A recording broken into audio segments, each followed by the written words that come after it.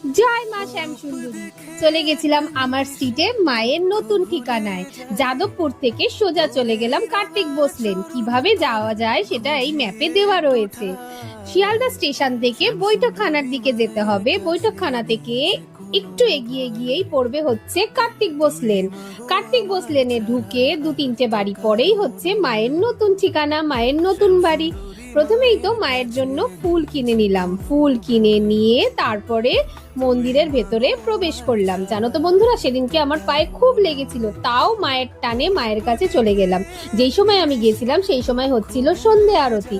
সন্ধে আরতি দেখে অঞ্জলি দিয়ে মনের যা ইচ্ছা মাকে জানিয়ে চলে গেলাম মহাদেবকে দর্শন করতে। মহাদেবকে দর্শন করে নরসিংহদেবকে দর্শন করে চলে গেলাম ভোগের লাইনে।